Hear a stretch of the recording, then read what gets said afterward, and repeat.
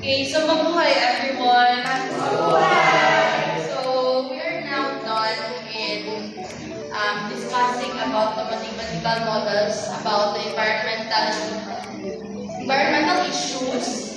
And now, proceed na kita sa atin niya, justifying MI environmental output. So first, let me ask each one of you why do we need to justify those environmental outputs? Yes, Juliana. For me, we need to justify our MI output to check if it is really reliable and valid. Yes, very good. In order to know in order na mabalan natin kung ang aton nga output is reliable and relevant sa aton nga society. Kumbaga, magamit ba na siya sa aton nga society to improve just like sa aton to nga mga carbon emission, mga models na nag-predict nga by 2023 manuo na ang aton nga carbon pollution. So, dapat natin na siya i-justify in order na mabalan natin kung accurate ba ina ang mga predictions. So, for introduction, justifying mathematical investigation outputs involves interpreting model results to real-life implications using validation techniques to check accuracy against actual data. That's why, sa discuss ni Jovi kanina, ang predicted data, i-relate natin sa real-life data in order na mabalan natin kung valid. So we have here the three key steps in justifying mathematical investigation models or outputs. So first is interpreting results and relating them to real-life implications.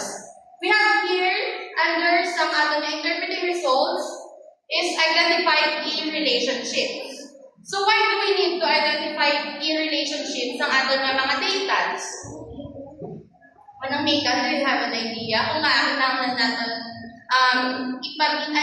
ma-identify ang mga relationships ng data sa predicted data to real-life data?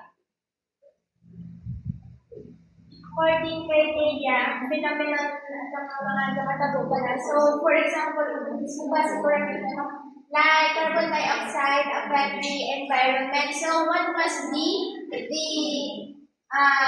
tool or mga makaka-lower sa carbon dioxide? Ano na or mga gatanong sa mga So, dira nga way, mabalaan natin kung itong mga data or ang mga problems na to, may relation siya sa ating mga real-life issues. Just like for example, nag-predict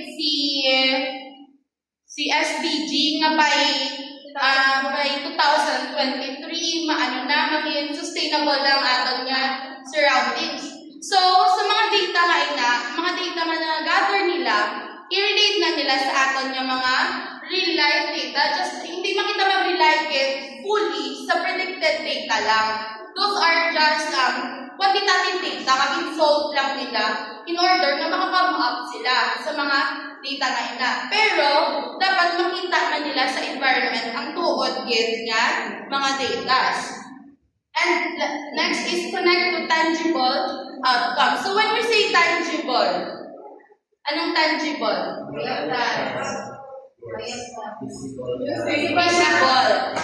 Ano ba? Tangible. Makita mo, get ka? Ha? Makabutan? Yes, of course. Dapat makita natin ang tangible outcomes na to. Hindi nga nag-predict lang kita ka-data without proof. Diba? Dapat makita.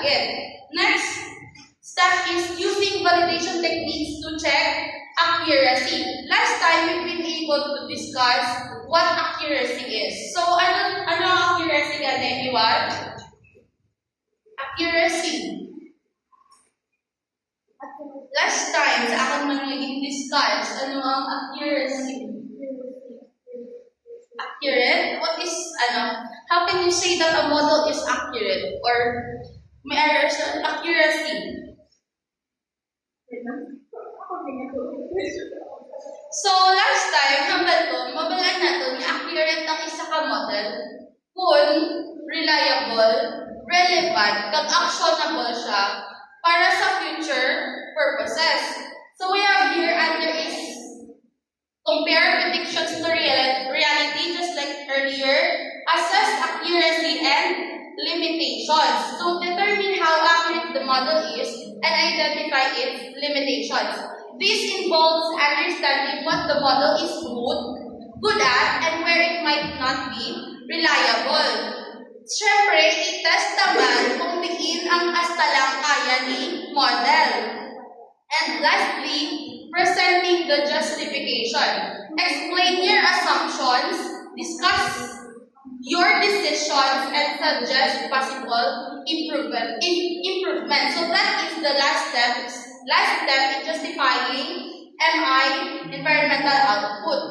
So there is may ano ko isa ka example, isa ka problem, pero wala siya kay solving ha. More on words na siya, hindi like kay Ruby. So we have here problem about the single use of plastic.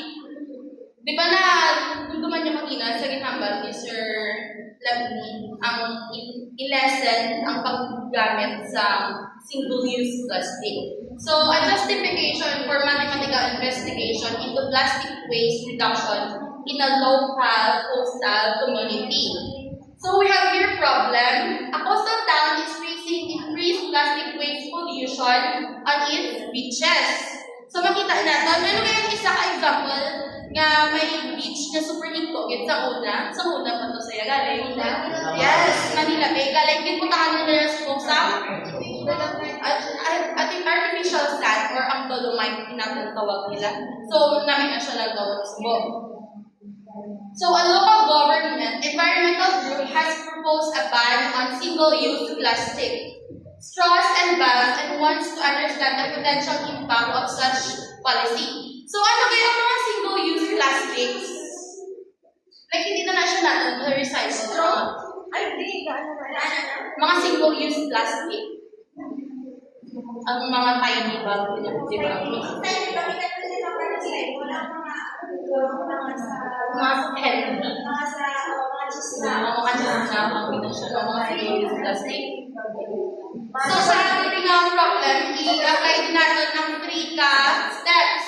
So, step 1, ano yung tatlo ka step? Interpreting results and relating them to the result. Presenting accusation based to check accuracy, presenting the justification. Yes. First is interpreting results, then validation techniques ang step 2, tapos ang step 3 is presenting justification. So we have here the step 1, interpreting results. Who wants to read the step 1? Yes? Step 1, interpreting results related model of real-time prediction. Our mathematical model projected the annual reduction of single-use plastic waste under different policy scenarios. The result indicated that implementing a total ban in single-use plastic straws and bags would lead to a 15% reduction in beach plastic waste over 5 years based on historical beach data. Okay, based on the problem, ang may 50% reduction in beach plastic waste kung i-lessen ang paggamit sa single-use plastic. Now, i-check natin kung valid din man nila ang result. So, who wants to read step 2? Yes, Rachel. Validation techniques comparing predictions to actual data. Comparison of historical data, we compare the model's baseline projection without any intervention of the last 10 years of plastic waste data collected by local environmental volunteers. The model simulation of business as usual, waste generation match the real world data with a 92% accuracy rate giving us confidence in the model's underlying assumptions. Okay, so step 2 pa lang, makita na natin ang possible results ng aton yung justification. Ano kaya ang hambal niya? The model simulation of business as usual waste generation match the real world data. It means that ang results na na-gather natin are valid, accurate, reliable, and relevant in order to address those problems. So, step 3, presentation and justification. Our model assumed a direct correlation between the number of plastic straws and bags removed and the overall reduction of beach waste. Based on the documented composition of local litter, we also assumed a consistent rate policy compliance and an average lifespan for each plastic item in the local marine environment. So I have here the sample justification for that problem. So our plastic waste reduction model suggests that a total ban on single-use plastic straws and bags will result in a 15% decrease in beach plastic pollution. So nag-agree kita sa aton nga data sa problem nga kung iban natin ang single use of plastic, ma-less than 15% ang waste. Yes, ang beach pollution. 15 lang, pwede mo Kung maghimo ka naman niya, kung nalihimuon mo nga 20%, ang 20% kayo na, makita ka naman historical data for that. Makita ka naman sa mga other underlying data na makavalidate sa 20% niya pag-decrease sa But beach then, pollution. mga output is that makita mo yung galing na may results sa tapos may energy siya. Yes, may underlying mga data na ma-support dira sa imong mga assumptions. So for summary, justifying the outputs of a mathematical investigation involves interpreting model results in relation to real-world implications. So ang ginatapan yung ginalimot ni Juan nga, justifying environmental outputs. Ang pinaka-important part again is dapat i-relate lagi siya mismo perme sa real-world data. Para magalaan natin, kung accurate ba itong mga data natin or hindi. Hindi nga nag-predict lang kita sa mga data without mga backgrounds niya. Hindi ka na nagkuha, di ba? Hindi mo na ginkuha. So wala kami masabat, so wala kami may hatag ng mga references na masupport sa imong mga data. That's why justifying environmental MI outputs is very important kung maghimo kita sa mga model. So that's all. Thank you.